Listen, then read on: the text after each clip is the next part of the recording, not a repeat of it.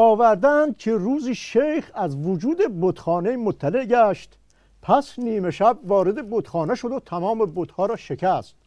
روز بعد مردم ایشان را دیدند که گوشه نشسته و تبر بر دوش بت بزرگ نهاده.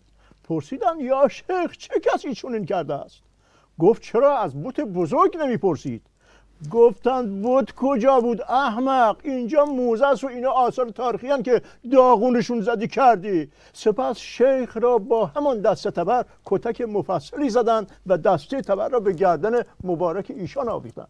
نقل است که بعد از این واقعه هر کس به شیخ میگفت چه خبر، ایشان میفرمودند دست تبر. ناکس همه فهمیدن که تو داری میزنی به مقام عظما، بگی خفقون بگیره دیگه، از این بحثای تحریم و تحریف و اینا نکنه واسه بسیجی ها. شما از داستانای من همیشه تعبیر منفی میکنین آی دکتر. من اینا رو میگم که شما به نفع مقام عظما راهنمود استراتژیکی ازش بکشین بیرون و نذارین بلایی که به ندونم کاری سر شیخ اومد سر ایشون بیاد. مثلا همین صحبت‌های این هفتهشون، این که مقام عظما گفت تحریم و تحریف دو تا چیزی هستن که فک نظام آوردن پایین، یعنی چی؟ منظورشو من نفهمیدم. کجاشو نمیفهمی؟ فک نمیفهمی یا حال روز عظما رو نمیفهمی؟ خیلی وضعیت خوبی داریم، هر دفعه میگی یه بار دیگه از اول توضیح بدم. نه خیر، همشو میدونم، منظورشون از تحریفو نمیدونم. تو انتظار داشتی مثلا بیاد صاف صاف بگه منظورم افشاگریای براندازاست؟ اختیار دارین آقای دکتر، ناسلامتی پای صحبت شما نشستم.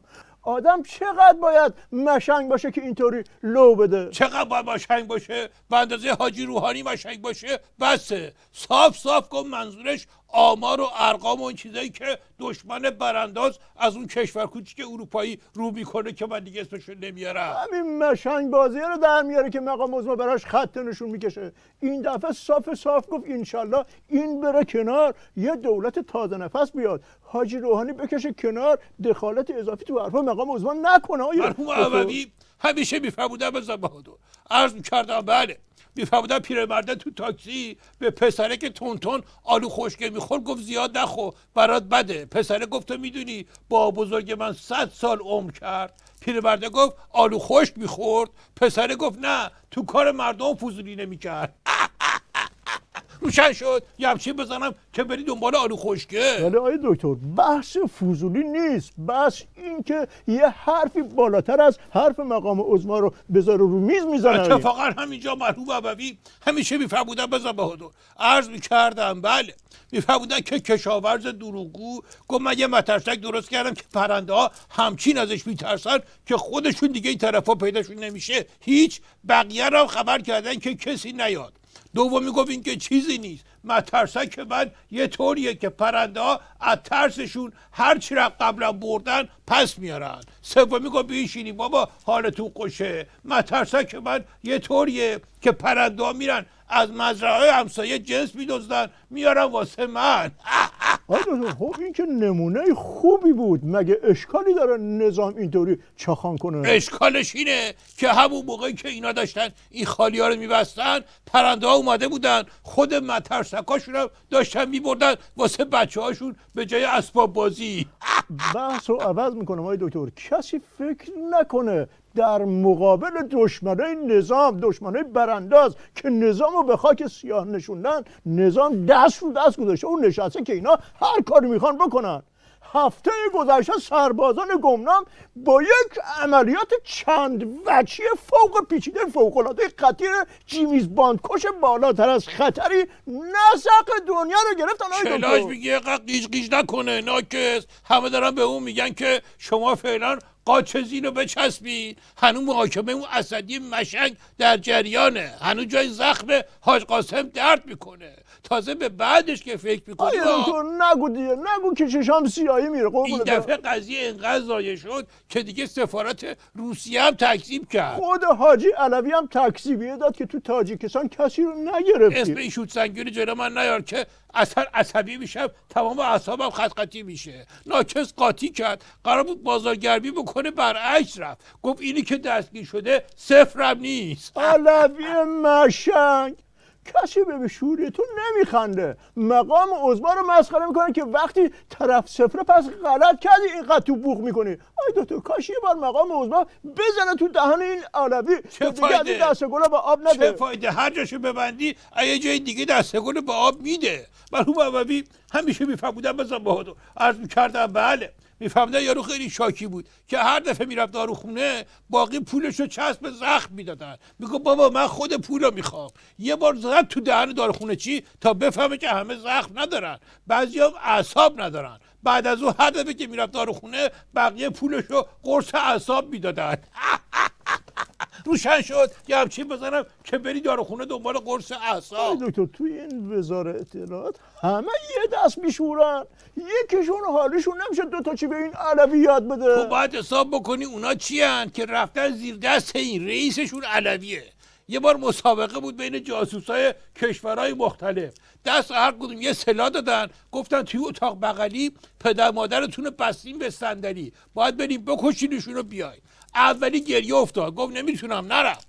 دومی که سابقه خراب مافیایی داشت رفت تو اتاق، بعد چند دقیقه با گریه برگشت گفت اهلش نیستم. سومی از همین سرباز گمنامای حاجی علوی بود، رفت تو اتاق، چند دقیقه صدای جیغ و داد از داخل اتاق اومد، بعد طرف اومد بیرون. گفتن چیکار کردی؟ گفت ناکسا تو سلاح گوله نذاشته بودی، با صندلی کشتمشون.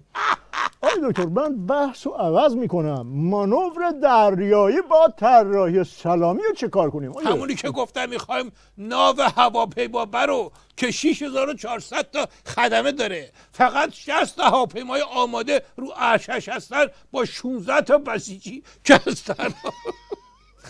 واقعا اینجوری بود آخه. تکرار میکنم. همونی که گفتم میخوایم ناو هواپیما برو که 6000 ببخشید